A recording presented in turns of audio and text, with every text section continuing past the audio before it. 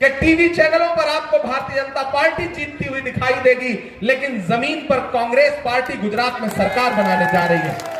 मैं पूरी जिम्मेदारी से आपसे यह कहने आया हूं, यहां बड़ी तादाद में जिधर नजर जा रही है लोग खड़े हैं, तमाम ऐसे लोग भी हैं जो अपने घरों में हैं, उन तक मेरी आवाज पहुंच रही है, मेरी माएं, मेरी बहनें मुझे सुन रही हैं, मैं उनसे भी मुखातिब हूं।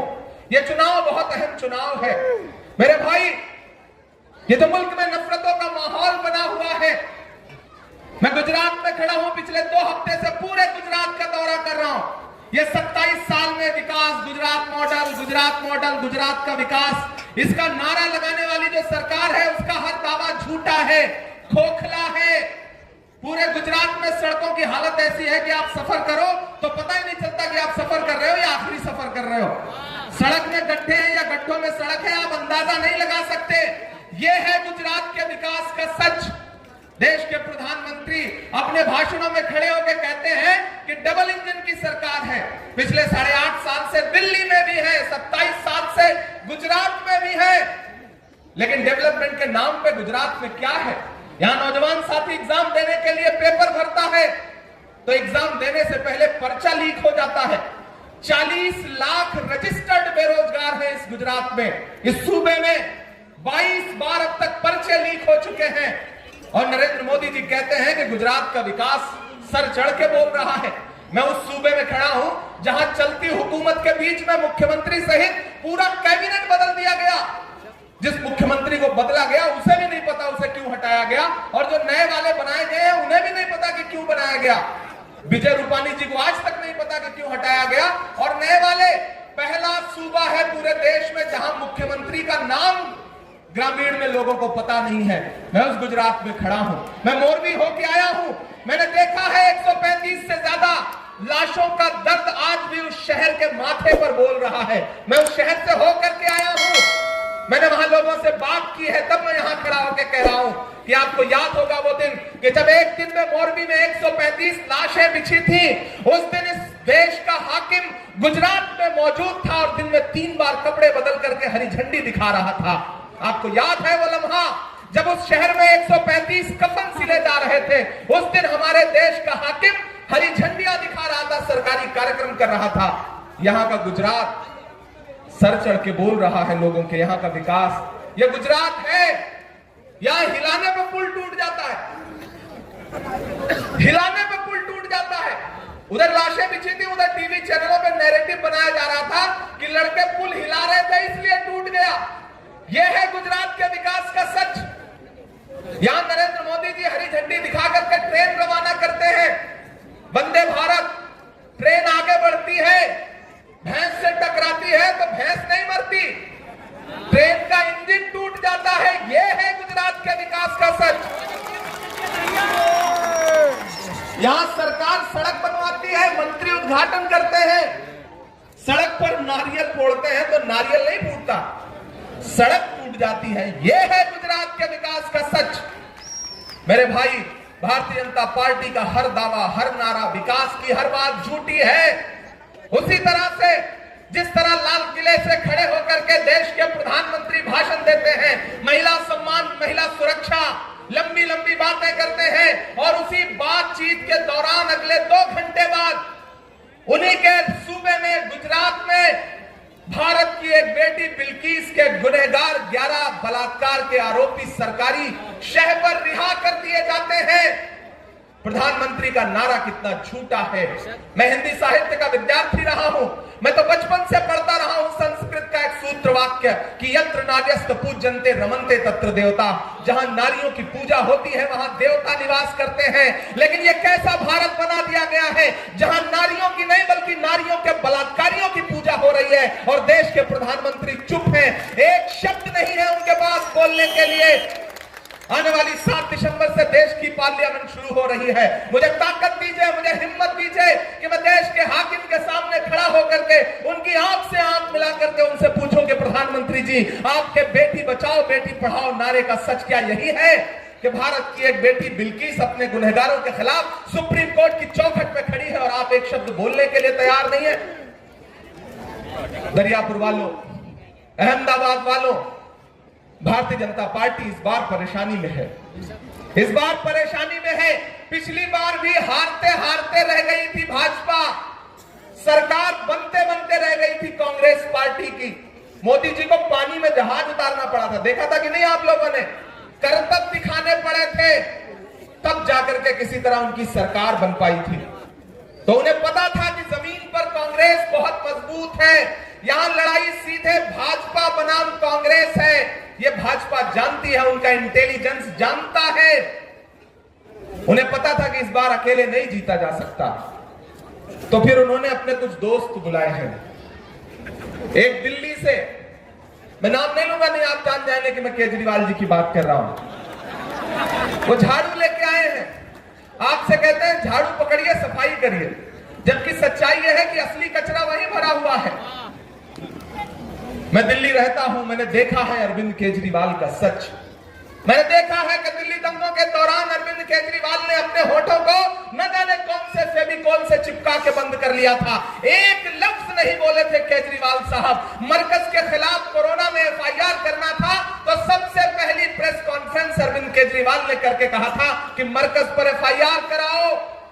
आज वो आपके बीच में खड़े हैं। अभी उनके उप मुख्यमंत्री आए थे मनीष सिसोदिया, उनसे किसी पत्रकार ने कहा कि आप बिल्किस के बारे में क्या कहेंगे, तो उन्होंने कहा हम बिल्किस पर क्यों बोलेंगे। किसने कहा? आम आदमी पार्टी के डिप्टी सीएम ने यह बात कही कि हम बिल्किस पर क्यों बोलेंगे। यहां जो लोग बैठे हैं, यहां तमाम ऐसे लोग हैं, मैं जानता हूं, जो मुझसे इत्तेफाक रखते हैं। तमाम ऐसे भी दोस्त मुझे सुन रहे होंगे जो मुझसे इत्तेफाक नहीं रखते होंगे। मैं उनसे भी मुखातिब होकर के बस एक बात कह रहा हूं। यहां गयासुद्दीन बैठे हैं, आपके एमएलए हैं, आपके लगाए हुए दरख्त हैं, आपके लगाए हुए पौधे हैं।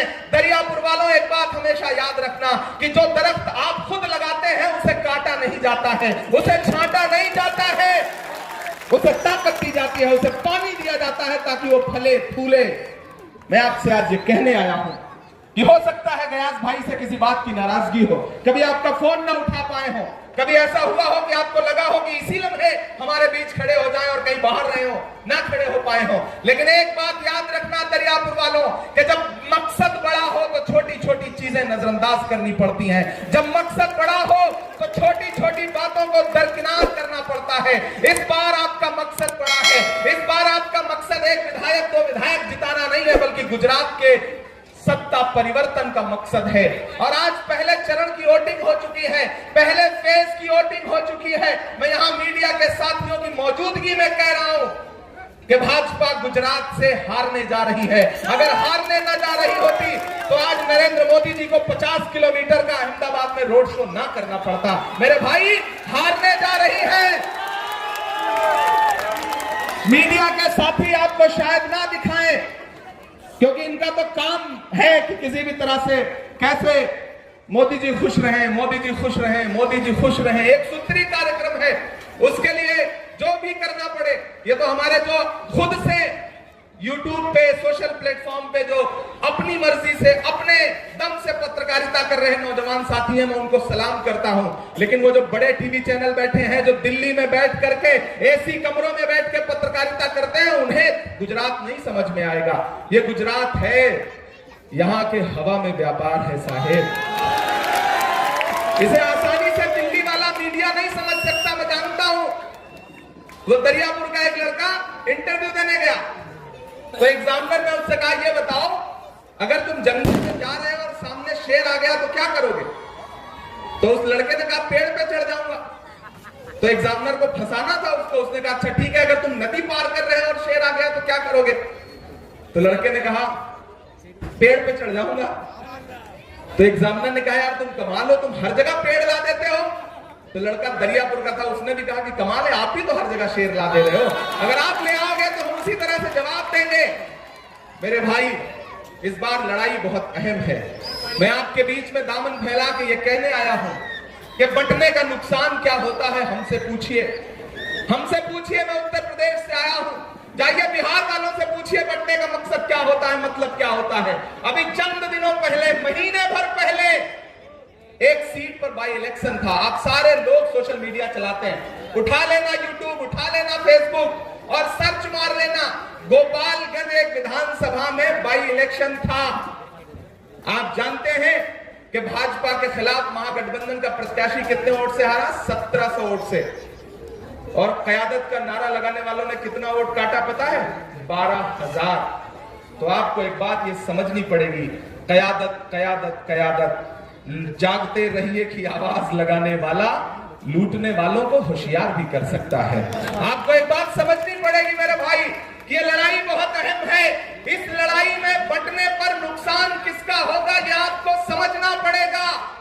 मैं यहां खड़ा होकर के अपनी नई नस्लों से एक बात कहना चाहता हूं कि आपको यह समझना पड़ेगा कि गुजरात का इलेक्शन जिस मुहाने पर खड़ा है, वहां आपके पास कोई नया झंडा उठाने का वक्त नहीं है।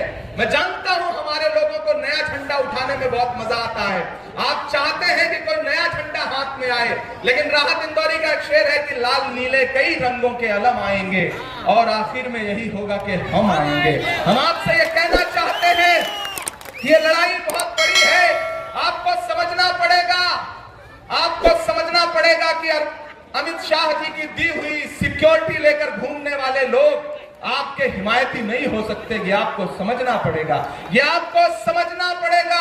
मेरी उम्र बहुत कम है, मैंने कहा ना, मैं बहुत सारे ऐसे लोग हैं जिनके लिए बेटे की तरह हूं, बहुत सारे ऐसे लोग हैं जिनके लिए मैं भाई की तरह हूं। लेकिन एक बात आप ये जानते हैं कि मैं सियासत में पिछले 3 साल से हूं। इससे पहले की जो मेरी जिंदगी है वो आपके सामने है। खुदा ने मुझे एक हुनर दिया, खुदा ने मुझे ताकत दी, मेरे कलम को ताकत बख्शी, तो मैंने अपने कलम का इस्तेमाल महबूबा के जुल्फ और आंचल पे शेर कहने के लिए नहीं किया। मैंने नजीब की मां के आंसुओं को अपनी नज़्मों में जगह दी, मैंने पहलू खान की मां के आंसुओं को अपनी नज़्मों में जगह दी। जब जरूरत पड़ी तो मैं डरा नहीं, मैं झुका नहीं, कहीं छुप छुपा के खड़ा नहीं। जो डटे हुए हैं महाज पर मुझे उन सफों में तलाश कर। आप याद करिए कि जब पूरे मुल्क में सन्नाटा था और आप अपने वजूद के लिए लड़ रहे थे, जब शाहीन बाग से लेकर के पूरे मुल्क में हमारी माएं बहनें सड़कों पर बैठी हुई थी, उस लम्हे में भी मैं घर नहीं बैठा था। मैं लड़ रहा था, मुकदमे झेल रहा था, 1 करोड़ 4 लाख रुपए की नोटिसें पकड़ रहा था और लोगों से यह कह रहा था कि फिरौन की है, नमरूद की है, फूलों से जंग बारूद की है, इस बार तो डरना नामुमकिन, इस बार तो बात वजूद की है। मैं कह रहा था, उन तमाम अपने किए गए कामों की बुनियाद पर आज खड़ा होकर ये कह रहा हूं। लोग आएंगे आपसे कहेंगे कि कांग्रेस ने आपको क्या दिया, लोग आपको बताएंगे कि कांग्रेस तो आपकी सबसे बड़ी दुश्मन है और वो कहेंगे कि हम भाजपा को हराने आए हैं। मैं बड़ा हंस के ये बात कह रहा हूं और आप हंस के मेरी बात को सुनिएगा भी, फिर घर जाकर के रात की तन्हाई में सोचिएगा कि एक 35 साल के नौजवान ने जो बात कही थी उसकी सच्चाई क्या थी। कहेंगे कि हम भाजपा को हराने आए हैं, यही नारा लगाते हैं ना, लेकिन यहाँ पढ़े लिखे लोग बैठे हैं। नोट करना, इमरान जो कह के गया है उसे कल सर्च करना। जो आज यहाँ दरियापुर में आके कह रहे हैं कि हम भाजपा को हराने आए हैं, उनकी पार्टी का हेडक्वार्टर जहां है वहां का विधायक भाजपा का है। नोट कर लेना मेरी बात को, नोट कर लेना मेरी बात को। और वो सिर्फ विधायक नहीं है, उसका नाम राजा सिंह है और वो इतनी बदतमीजी के साथ गालियां देता है, उसकी आवाज नहीं बंद करवा पाते, लेकिन यहां आकर के आपसे कहेंगे कि हम आपको इंसाफ दिलाने आए हैं। मेरे भाई नोट कर लेना मेरी बात को। कल सुकून से तन्हाई में सोचना कि एक नौजवान आपसे कुछ कह रहा था, उसको समझना। मेरे भाई भाजपा बहुत होशियार है, हमारा दुश्मन बहुत शातिर है। वो जानता है कि अकेले नहीं जीता जा सकता, तो फिर वो कई दोस्तों का इस्तेमाल करता है। आपसे चाहता है कि आप थोड़ा थोड़ा बंट जाइए, थोड़ा थोड़ा बंट जाइए। और बंटने का नुकसान क्या होता है, मैंने कहा ना, हमसे पूछिए क्या होता है। हम झेल के आए हैं, इसलिए आपको आगाह करने आए हैं कि बंटिएगा मत। पहले तालीम से तुम मोड़ दिए जाओगे, फिर किसी जुर्म से तुम जोड़ दिए जाओगे। हाथ से हाथ की जंजीर बनाकर निकलो, वरना धागे की तरह तोड़ दिए जाओगे। मैं गुजारिश कर रहा हूं, लोग आएंगे आपके बीच में, आपको समझाएंगे, लेकिन मुझे बताओ दरियापुर वालों कि इस वक्त पूरे मुल्क में आरएसएस ने जो नफरत की आग लगा रखी है, उसके खिलाफ बुनियादी कोशिश कौन कर रहा है? असली कोशिश कौन कर रहा है उस नफरत के खात्मे की? एक शख्स है। और जानते हैं उसकी कोशिश क्या है? वो कन्याकुमारी से कश्मीर के लिए पैदल निकला है, हर दिन 25 किलोमीटर चलता है। उसका नारा क्या है? नफरत छोड़ो, भारत जोड़ो। नफरत हट जाएगी, भारत जुड़ जाएगा, तो सबसे बड़ा फायदा किसका होगा? नफरत के निशाने पे तो हम ही आप खड़े हैं ना। सबसे ज्यादा नफरत का नुकसान कौन झेल रहा है? हमारी नस्लें झेल रही है ना। वो आदमी नारा लगा रहा है, 25 किलोमीटर रोज पैदल चलता है वो आदमी, रोज, एक दिन नहीं, रोज पिछले 86 दिन से 2000 किलोमीटर से ज्यादा वो आदमी पैदल चल चुका है, आगे बढ़ता जा रहा है। उसका कहना है कि मैं आरएसएस की नफरत की राजनीति के खिलाफ सीना ठोक के खड़ा हूं, मैं उनकी राजनीति के खिलाफ हूं, खिलाफ रहूंगा। मैं चल के आ रहा हूं उसके साथ कन्याकुमारी से। मध्य प्रदेश पहुंचने से पहले यहां चलाया, आपके सामने चूंकि इलेक्शन चल रहा था। मेरे भाई मुझसे पत्रकार साथी कहते हैं कि आप राहुल गांधी के साथ पैदल चल रहे हैं, इमरान साहब आप क्या कहेंगे? तब मैं उनसे कहता हूं कि अगर मैं महात्मा गांधी के दौर में पैदा हुआ होता तो मैं उनके साथ अंग्रेजों के खिलाफ पैदल चल रहा होता।